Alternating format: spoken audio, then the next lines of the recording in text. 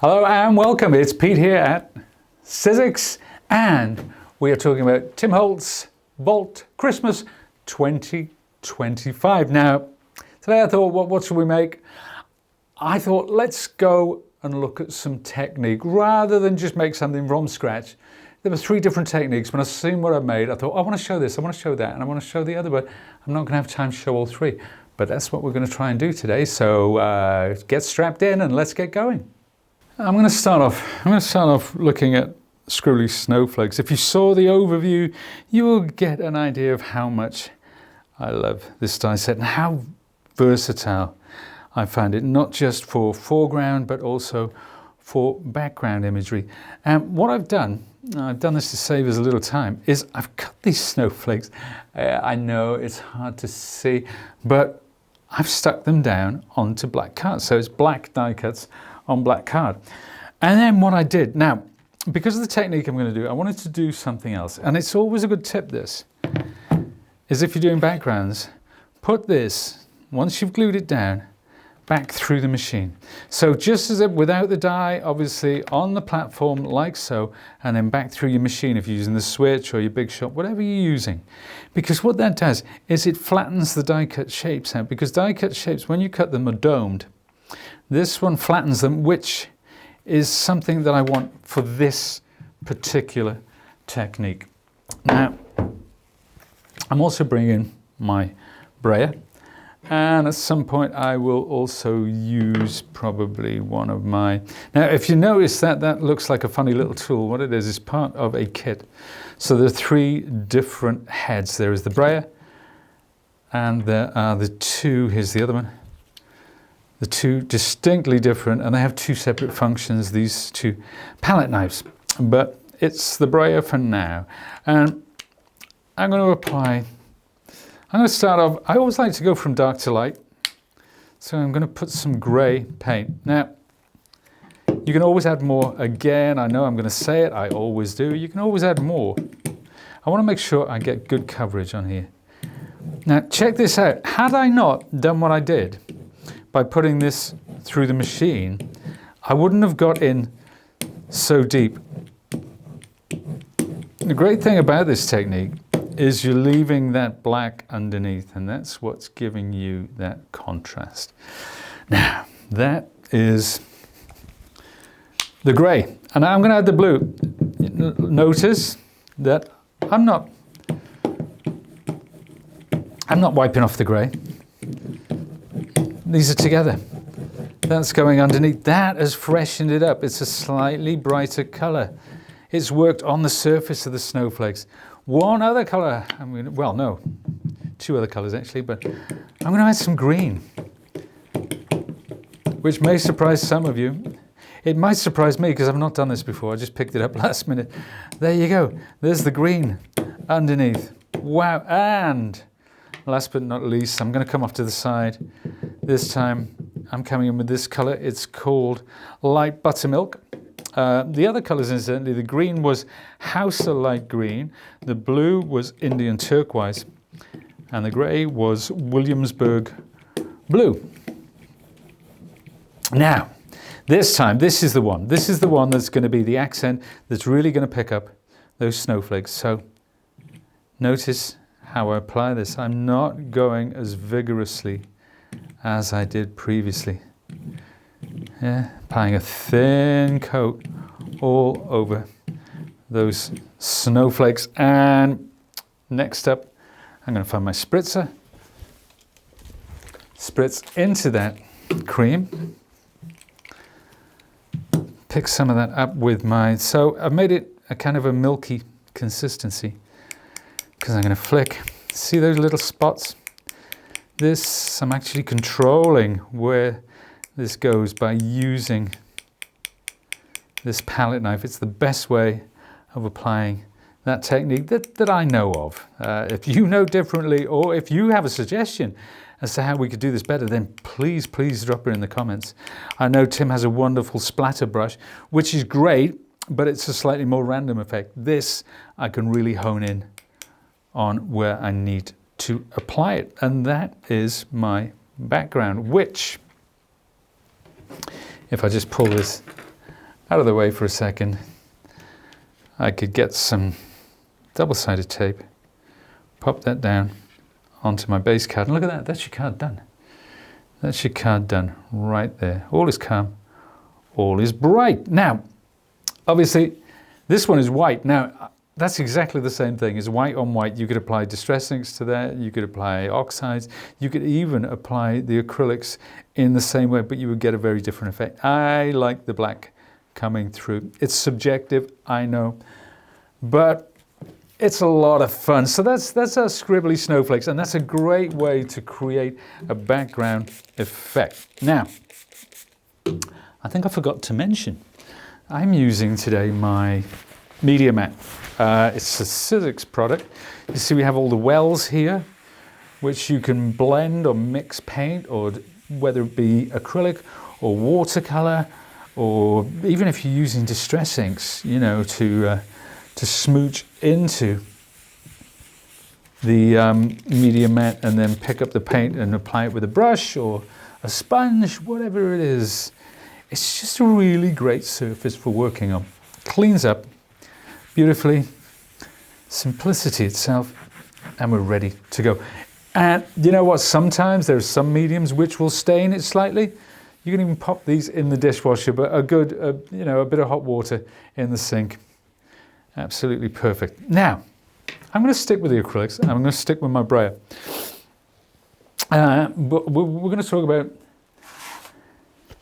one of my favorite of all time colorized dyes, which is the Winston Colorize. And you can see we have several layers, and those layers go together to make a wonderful. Now I'm going to reach down to the side and try to find some projects showing you, I found them, okay, showing you how this works. This was done with distress inks.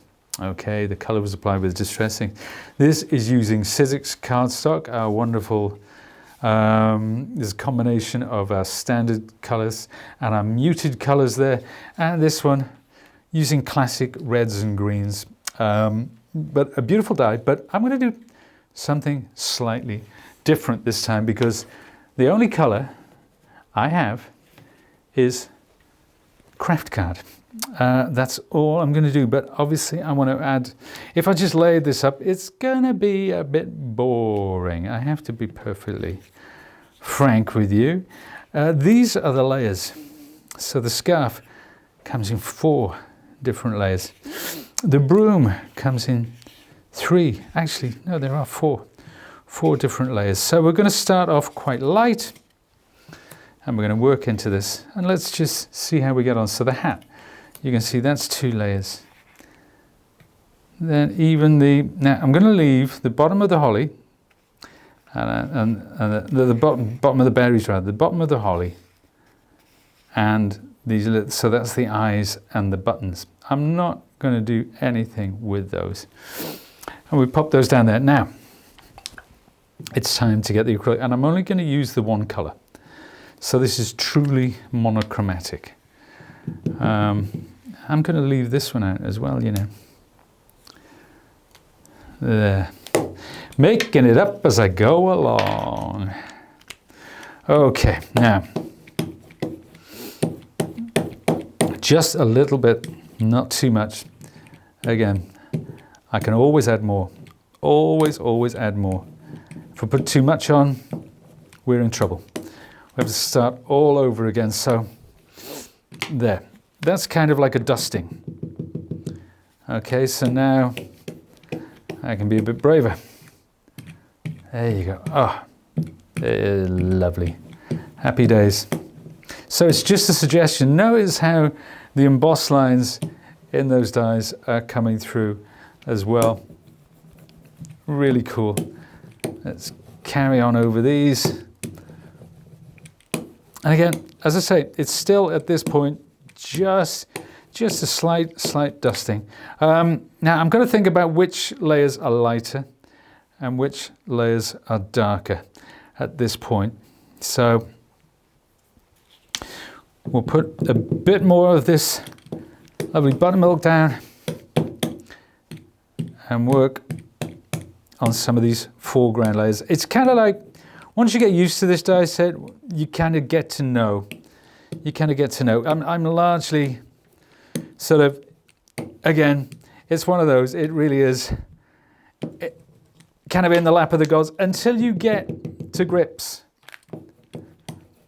with what's going on. But, oh, there we are, that's it. We're getting really, really bright now. So those bits that are in the foreground, really bright. This one needs to be much, much lighter. And look at the detail.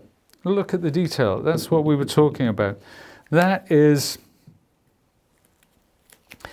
tells me, that informs me where to put the next layer. And you always get that with colorized dyes. It's one of the wonderful things about Colorize. It kind of makes it so much easier to get to grips with. So now I'm really going in with this buttermilk, almost going for full coverage. Almost, but not quite. I still want to leave a little bit because we want that texture coming through. But that's it. And that's it. Now what I'm going to do is probably best if we do this on black card. So I'll just take that out of the way and bring this black. Actually, I'll bring it to the side. There we are. Make it easier, just so we can, to some degree, get everything into a shot. So we'll start off with the base layer, and all of these, the dies are numbered. There are animations on the internet which show you exactly how to put this together. Now I'll take some of my wonderful express glue and I'll apply it to my media mat. Another great thing about these media mats is you can apply the glue to it. So rather than, I don't like applying glue to die cuts.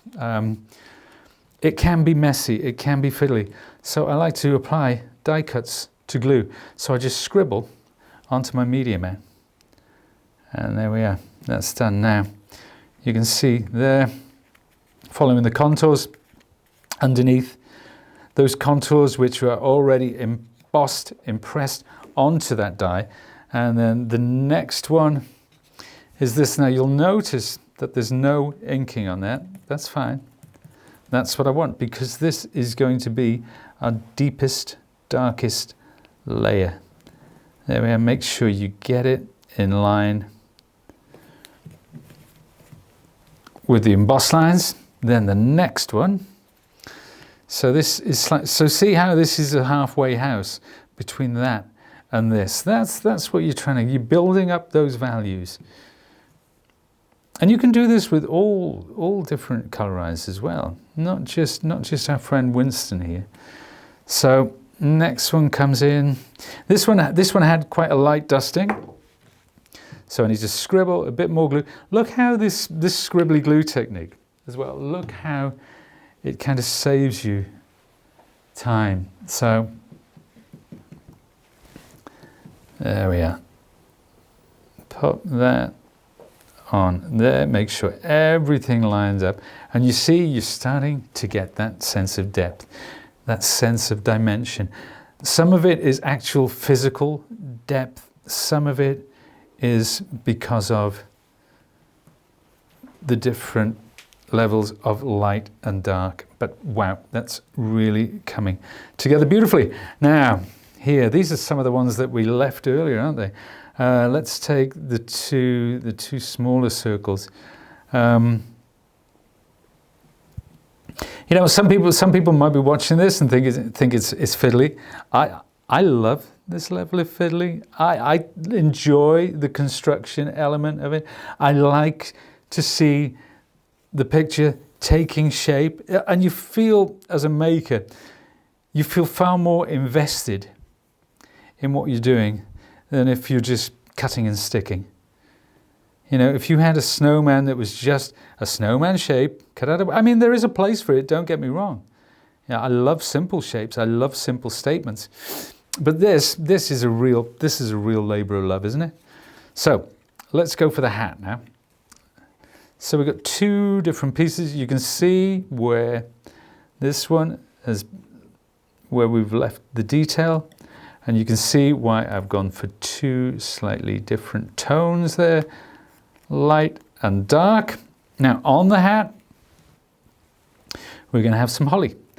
And, you know, knowing how to put this together, it's all on the picture, on the front of the packaging, which you always keep anyway. There is tons and tons of inspiration online from Tim, from his makers. There's an animation showing you how to construct these things. So don't think that you're going to be getting a set home and then not knowing how to get the best out of it, because believe you me, there is an incredible amount of inspiration out there. I know because I use it myself, to be honest with you. So let's pick up a bit more glue and pop Winston's top hat on thus. Now, a couple more things. Let's get this broom on the go. And again, we used the layering in terms of, you know, from dark to light. So we've got dark at the base, then the next one. And with this, I'm not actually, it is standing proud. See that it's not completely stuck down. It's only in the middle. I am welcoming that bit of dimension. So I'm even curling this one so that it doesn't stick down flat. So the glue only gets applied to the back there, and there we go. So it's dark, medium, and light, and then finally the ribbon. This should be lighter still. There it is. It's best if you stick it to the broom rather than your finger. Ta-da! But it's only PVA, so what's the worst thing that can happen? Now I've got that. Just run it through the glue. Pop that in place. And then there's just one more thing, which is, of course, the carrot for the nose. That is Winston, and this is how he looks when you put him in situ with those wonderful trees that Tim brought to us from Ideology. There's a simple wood slice underneath which I managed to find, and I actually glued this. What I did, I used a screwdriver actually to just push into this wood slice, and then stuck a dowel. Well, it's actually a skewer for a kebab skewer. So there you go. It's so simple, and all it was craft card and a little bit of acrylic paint. So have fun. There was one last thing that I wanted to share with you. It's the gift card package. It's so simple, such a clever idea, and it was such a popular die when we took this on TV. It outsold everything in the collection. I'm going back, it seems like 5-6 years, maybe a bit more. But it outsold everything, and we had to restock constantly. But this is it. I'm going to show you how to put it together. No special bells and whistles. It's just fantastic. So what we've got, that is the main body. Okay, there are the tabs on the side. You can see I've inked around the edges. I've cut it from some of Tim's paper. That strip goes across the top of the gift.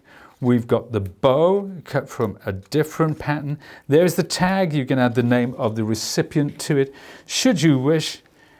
That is the internal piece, and this is the string. Now let's see how that all goes together. And I have, to save us all a bit of time, I've attached some double-sided tape to all the little bits and pieces. So that goes across the top like so. Now this one, a bit of double-sided tape on the tabs at the side. And we're going to fold that, so tabs on the inside, and there, that creates a lovely little pocket. Now, let's pop this. See how that goes? Now, two more things. This bow, I'm actually going to use my tweezers to curl that a little bit, because I've put some double-sided tape there, like so. So we'll pop that roughly central, and then the corresponding strip goes down the center of this one, thus. Then finally, Let's take this tag now. Let's imagine I put somebody's name on it. Let's say we chose the name Steve, because you know what? These videos, they're great, and they're the quality of the camera work and everything. And that's all down to Steve, our videographer, who is not just a talented videographer, but a very talented photographer as well. And we could not do without him. So how about a little love for Steve? There you go. So let's pop that onto the bow like that. So that's just some twine folded up. Oh, there's one last thing. One last thing. And that is a £50 Sizzix gift voucher. Steve, you are a lucky man. How many people on Christmas morning would like to open up a £50 Sizzix gift voucher? This is a pretend Sizzix gift voucher. This is something that I printed. I don't think we do Sizzix gift voucher, or maybe we do, I don't know. But there we have it. That's it. Isn't that super simple? There's another one. There's one for Emily as well.